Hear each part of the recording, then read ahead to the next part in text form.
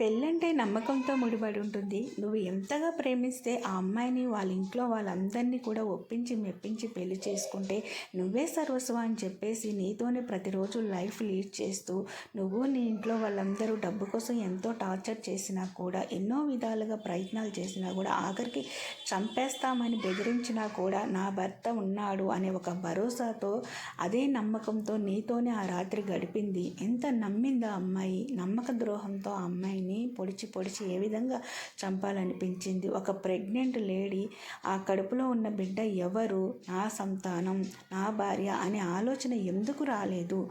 తను చాలా చిన్నపిల్ల, పెళ్లి ఏజ్ కాకపోయినా కేవలం నువ్వు ప్రేమించావు, తన కోసం ప్రాణాలు తీసుకుంటున్నావు, నా వల్ల ఒక మనిషి ప్రాణం పోకూడదు అని చెప్పి నిన్ను పెళ్లి చేసుకొని తను ప్రాణభిక్ష పెడితే తనని ఏ విధంగా అసలు చంపాలనిపించింది? తన కడుపులో ఉన్న బిడ్డ నీకు గుర్తుకు రాలేదా? అసలు నువ్వు మనిషివేనా? ఆ పసిగందు ఏ పాపం చేసింది? అసలు ఈ భూమి మీద కూడా రాకుండానే హతమార్చాలని ఏ విధంగా అనిపించింది?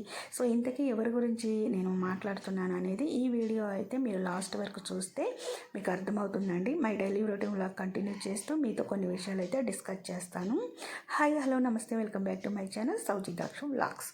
ఇక్కడైతే చూడండి, సమ్మర్ టైం వచ్చేసింది కదా, మా పిల్లలకైతే రాగి జావా తయారు చేసి ఇస్తున్నాను. పిల్లలకి హాఫ్ డే స్కూల్స్ కాబట్టి మార్నింగ్ ఈ రాగి జావా ఏదైనా బాటిల్లో వేసి ఇస్తే వాళ్ళు స్కూల్లో కూడా తాగుతారనమాట. అయితే నేను పాలు బెల్లంతో తయారు చేశాను. మజ్జిగ సాల్ట్ కూడా వేసుకోవచ్చు అండి, అది మన ఇష్టం, పిల్లలు తాగేదాన్ని బట్టి ఉంటుంది. సో అన్నీ అలవాటు చేస్తే చాలా మంచిది. ఇంకా ఇంట్లో వచ్చేసి కొన్ని ఇలాచీ ఉంటే అంతవరకు వేయించేసి నేను ఈ విధంగా మిక్సీ బట్టి స్టోర్ చేసుకుంటున్నాను. అయితే పంచదార వేస్తే చాలా మెత్తగానే అవుతుందండి పౌడర్ లాగా, కానీ నేను పంచదార వేయలేదు, స్టోర్ చేసుకుంటున్నాను కదా అని చెప్పేసి కొంచెం బరసగానే వచ్చిందనమాట. చూసారు కదా, ఇంకా ఇలా ఉన్నా పర్వాలేదు, ఏం కాదండి. మరీ పౌడర్ లాగా ఉంటే బాగోదులే, కానీ ఇలా ఉన్నా ఏం కాదు. మనం ఎలాగూ పొంగలి ఏదైనా మనం ప్రిపేర్ చేసుకున్నప్పుడు యూజ్ చేసుకోవడానికి బాగుంటుందని చెప్పేసి ఇలా చేసేసాను. సో నెక్స్ట్ ఇంకా ఇక్కడ వచ్చేసి మా పిల్లలకి ఎగ్ ఆమ్లెట్ అయితే వేస్తున్నానండి. ఇంతకీ నేను ఎవరి గురించి చెప్తున్నాను అనేది అయితే ఒక క్లారిటీ మీకు ఉండాలి కదండి. రీసెంట్గా 4 నెలల గర్భిణీతో ఉన్న ఒక లేడీ అనమాట, వైష్ణవి యూట్యూబర్ ఛానల్. తనని ప్రేమించి పెళ్లి చేసుకున్న భర్తే కడుపుతో ఉంది అని కూడా చూడకోకుండా పొడిచి చంపేయడం జరిగింది. అయితే ముందుగానే తన అత్త భర్త నిన్ను 3 రోజుల్లో చంపేస్తాము అని చెప్పారు. అయినా కూడా అదే 3 రోజుల్లో చంపుతారు అని చెప్పి ఎవరూ అనుకోరు. కానీ తన లాస్ట్ వీడియోలో చెప్పింది, నాకు 2 రోజుల నుంచి ఫుడ్ తినట్లేదు, ఎలాగో ఉంటుంది, సో నేను ఎలాంటి అప్డేట్ ఇవ్వకపోతే వీడియో పెట్టలేదు అని అంటారని చెప్పేసి ఏదో చిన్న వీడియో హాస్పిటల్కి వెళ్ళి నేను స్కాన్ చేయించుకున్నాను అని చెప్పేసి ఒక చిన్న అప్డేట్ అయితే ఇవ్వడం జరిగింది. సో తను చెప్తుంది, తన మనసులో తను ఎంతగా బెదిరిపోయి ఉంటే అంత డల్ అయిపోయి ఉంటుంది, అంత టెన్షన్ పడి ఉంటుంది. అయినా కూడా తన ధైర్యం ఎక్కడా కోల్పోలేదు. ఎందుకంటే ప్రేమించి పెళ్లి చేసుకున్న భర్త తనతోనే ఉన్నాడని ఒక భరోసాతో. కానీ ఆ భర్తే తనని చంపేస్తాడు అని ఊహించలేదు కదా. సో తన ఇంట్లో వాళ్ళందరూ కూడా ఏదో గొడవలు అనేవి సహజం కుటుంబంలో, కానీ ప్రాణాలు తీసుకునే అంతగా ఉంటాయా అని అనుకుంటారు కదండి. ఎన్నిసార్లు నీకు చెప్పలేదు? ఒకవేళ నీకు అఫైర్స్ ఉంటే నువ్వు ఎవరితో వెళ్ళాలి అనుకుంటే వాళ్ళతో వెళ్ళు, తనకు పుట్టిన బిడ్డని మేము చూసుకుంటాం, తను ఇండిపెండెంట్ గర్ల్, తన లైఫ్ తను లీడ్ చేసుకోగలదు, తన కాళ్ళపై తను బ్రతకగలదు అని చెప్పేసి నువ్వు ఆడంగి రేకులు ఏదవ్వ అని చెప్పేసి నువ్వు అత్తింట్లో పడి తింటున్నావు, అత్తమామ కష్టాన్ని ఆ భార్య మీద ఆధారపడి బ్రతుకుతున్నావు అని చెప్పేసి అందరూ కూడా అలా ఉండరు. సో ఎక్కడైనా సరే ఎవరిదైనా ఒకటే ప్రాణం అండి, మగైనా ఆడైనా సరే. సో ఒకవేళ ప్రేమించి పెళ్లి చేసుకున్నా, పెద్దలు కుదిరిచ్చిన పెళ్ళైనా సరే, మీరు లైఫ్ లీడ్ చేస్తూ ఉన్నప్పుడు మీ ఇద్దరి మధ్య అండర్స్టాండింగ్ సరిగ్గా లేకపోతే కనీసం పుట్టిన బిడ్డల కోసమైనా ఆలోచించి కాంప్రమైజ్ అయ్యి ఉండగలిగితే ఉండండి. లేకుంటే మాత్రం డైవర్స్ తీసుకొని ఎవరికి వారు సపరేట్ అయ్యింది అయితే కనీసం ఆ బిడ్డల లైఫ్ అన్నా ఇద్దరిలో ఎవరో ఒకరు మంచి వాళ్ళైతే కంపల్సరీగా ఉంటారు కదా, వాళ్ళే చూసుకుంటారు. 99% ఆడవాళ్ళు తమ బిడ్డల్ని పోగొట్టుకోరు. ఎలాంటి పరిస్థితుల్లో ఉన్నా తన బిడ్డల కోసం ప్రాణాలు కూడా ఇస్తారు. సో తల్లి అనేది తన బిడ్డలను చక్కగా కాపాడుకోగలుగుతుంది, చూసుకుంటుంది. సో నువ్వు రాజ్యం వెళ్ళాలనుకున్నప్పుడు నువ్వు ఇండిపెండెంట్గా బ్రతకాలి, నీకు నచ్చినట్టు నీ లైఫ్ స్టైల్ నువ్వు ఎంజాయ్ చేయాలనుకున్నప్పుడు వెళ్ళిపోవటమే. వాళ్ళకి ఎంతో కొంత ముట్ట చెప్పేసి ఇంకా నీకు నాకు సంబంధం లేదని చెప్పేసి పెద్దల ద్వారానో పోలీసుల ద్వారానో కాంప్రమైజ్ అయ్యి డైవర్స్ తీసుకుంటే అయిపోతుంది కదా. అంతేగాని ప్రాణాలు తీసుకోవటం ఎందుకు? తన లైఫ్ ఎంత ఉంది అసలు. అలాగే పెళ్లి చేసుకున్న ఆడపిల్ల ఇంకా పుట్టింటిని పూర్తిగా వదిలేసి వస్తుందని ఎవరు చెప్పారు? తల్లిదండ్రులు ఆడపిల్లకి పెళ్లి చేసి అత్తింటికి వెళ్ళిపోయింది మా అమ్మాయి, ఇంకా మా బాధ్యత తీరిపోయింది అనుకునే లోపులోనే ఆడపిల్లని టార్చర్లు పెట్టి మరి మీ పుట్టింటి నుంచి అది తీసుకురా ఇది తీసుకురా అని వేధించడం చేస్తున్నారే కానీ మరి పెళ్ళి అయిపోయిన తర్వాత కూడా మీ పుట్టింటి వాళ్ళ బంధం అలానే ఉంటుంది, అలానే కొనసాగుతుంది. నువ్వు ఎప్పుడూ అండగా భరోసాగా ఉండాలి అనే హామీ ఎందుకు ఇవ్వలేకపోతున్నారు? అంటే వాళ్ళు ఏదైనా తీసుకొచ్చుకునే దానిలోనే పుట్టింటితో బంధం ఉంటుంది కానీ వాళ్ళకి మాత్రం అండగా ఉండే బంధాన్ని మాత్రం ఇవ్వరనమాట. సో అది ఎంతవరకు కరెక్టు?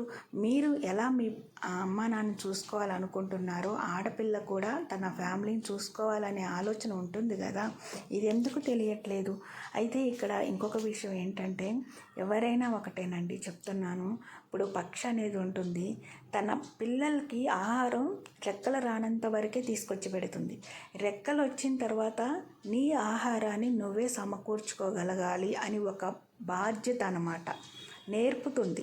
మరి అలాగే తల్లి తండ్రి కూడా 20 ఏళ్ళైనా 30 ఏళ్ళైనా 40 ఏళ్ళైనా సరే మేపుతూ కూర్చోబెడతారు కొంతమంది, బాధ్యతలు నేర్పరు.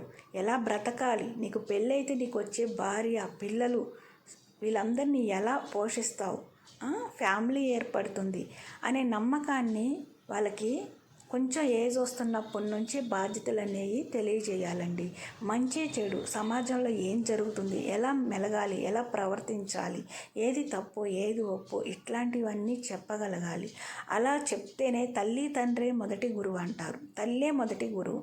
మరి ఆ తల్లే చెప్పలేకపోతే ఇంకా ఇలా సమాజంలో హత్యలు జరుగుతూనే ఉంటాయి. అసలు నిజం చెప్తున్నానండి, ఈ అమ్మాయి ఏ పాపం చేసింది? అసలు చాలా చిన్న ఏజు. అంటే ఇంకా చాలామందికి జరుగుతున్నాయి, బయట చాలామందికి జరుగుతున్నాయి ఇట్లా భర్త భార్యను చంపేసేయడం, భార్య భర్తను చంపేసేయడం, లేకుంటే ఏదో ఆశించి డైవర్స్ తీసుకొని వెళ్ళిపోవటం, ఇట్లా చేస్తూ ఉన్నారు.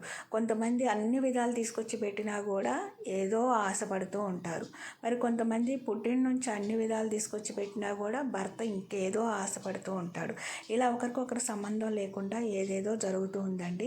సో ఈ అమ్మాయి గురించి ఎందుకు మాట్లాడుకోవాల్సి వస్తుందంటే దీని ఒక యూట్యూబర్ ముందుగానే అన్నీ కూడా వీడియోస్లో చెప్పడం జరిగింది. ప్రీ ప్లానెడ్గా మర్డర్ జరిగిందనమాట. అన్ని సాక్ష్యాలు ఉన్నాయి.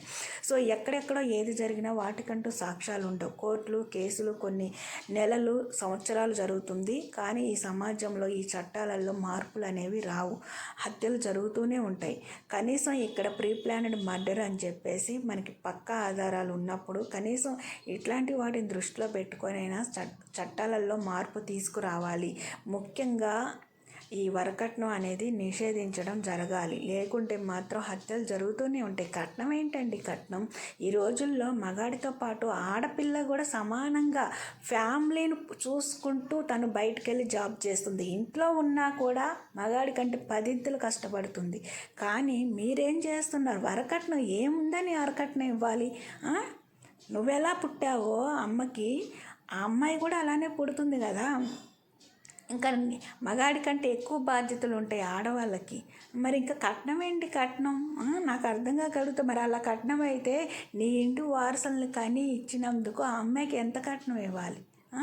ఎక్కడ పుడతామో ఎక్కడ కలుస్తామో తెలీదు. తన గర్భాన్ని దానం చేసి 9 నెలలు తిండి సహించకపోయినా సరే ప్రాణానికి తెగించి ఒక బిడ్డను కని నీ చేతుల్లో పెడితే అదే కదండి అసలు వారసత్వం. అసలు తన వల్ల ఒక ఫ్యామిలీ ఏర్పడుతుంది. ఇంకా అంతకు మించి ఏం కావాలి? నీ లైఫ్ సార్థకమైనట్టే కదా. ఒక బిడ్డకి నువ్వు తండ్రి అయ్యావు అంటే ఇంకా జీవితంలో ఏం కావాలి నీకు? అసలు అది ఎందుకు తెలుసుకో. ఎవరికి కనిచ్చారు? ఎవరి వల్ల ఒక ఫ్యామిలీ ఏర్పడిద్ది? భార్య వల్లే కదా. కొంతమంది అంటూ ఉంటారండి మగవాళ్ళు, నువ్వు ఎందుకు పెళ్లి చేసుకున్నావు అంటారు తన భార్యని. భార్య ఒకతే పెళ్లి చేసుకుంటుందా? భర్త చేసుకోడా? భర్తే కదండి తాళి కట్టి తన భార్యను తనతో పాటు తన ఇంటికి తీసుకొచ్చేది. మరి అప్పుడు భర్త పెళ్లి చేసుకున్నట్టు అవుతుందా? భార్య చేసుకున్నట్టు అవుతుందా? వీళ్ళన్న లెక్క ప్రకారం అయితే భార్య భర్త మెడలో తాళి కట్టాలి.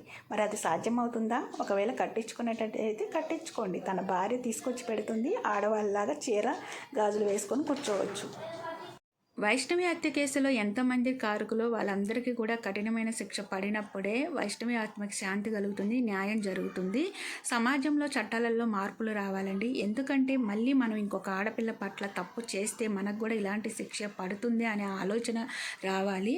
సో ఈ వరకట్న వేధింపులు కూడా నిషేధించబడాలండి. అంతేకాదు మీ ఇంట్లో ఆడపిల్లను కూడా ఇంకో ఇంటికి ఇస్తారు కదా, మరి మరో ఇంటి ఆడపిల్లని మీరు వేధిస్తున్నారు. మీరు కూడా ఒక ఆడపిల్లే కదా, ఎందుకు ఆలోచించరు? మన అమ్మాయి ఇంకో చోట సంతోషంగా ఉండాలి అంటే ఇంకొక ఇంటి ఆడపిల్లని మనం సంతోషంగా ఉంచాలి అని తెలుసుకోలేరు. ఈరోజు వీడియో అయితే ఇదండి. మీకు నచ్చినట్లయితే లైక్ చేయండి, షేర్ చేయండి.